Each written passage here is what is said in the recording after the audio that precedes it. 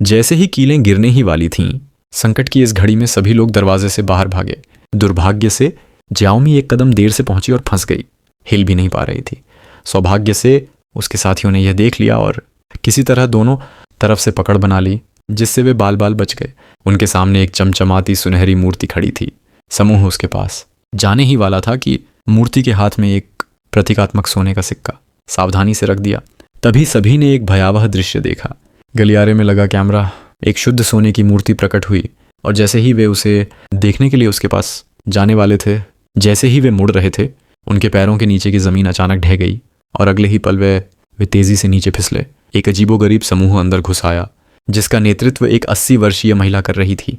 अपने हाथ के एक हल्के से इशारे से वह वृद्ध महिला एक युवती में बदल गई। पता चला कि वह स्वर्ण नगरी की रक्षक थी। यह साबित करने के लिए कि वह एक साधारण खोजी है, श्याओमेई ने पहेली को सुलझाने के लिए अपने ज्ञान का इस्तेमाल करने का फैसला किया। फिर उसने कुएं से पानी का एक कटोरा निकाला और धीरे धीरे मूर्ति के हाथ में डाला। निश्चित रूप से इस क्रिया ने तंत्र को सफलतापूर्वक चालू कर दिया और जैसे ही पत्थर का दरवाज़ा खुला, उनके सामने एक अद्भुत दृश्य प्रकट हुआ।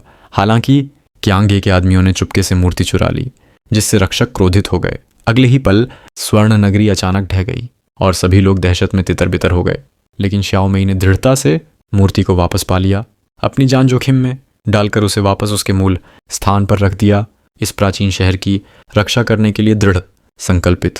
निश्चित रूप से जब मूर्ति को उसके मूल स्थान पर वापस रख दिया गया तो प्राचीन शहर का पतन रुक गया और फिर चमत्कारिक रूप से धीरे धीरे पुनर्निर्माण शुरू हो गया।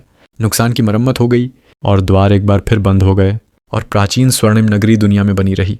यह सब देखने वाला हर व्यक्ति राहत से मुस्कुराया। आखिरकार एक संकट टल गया।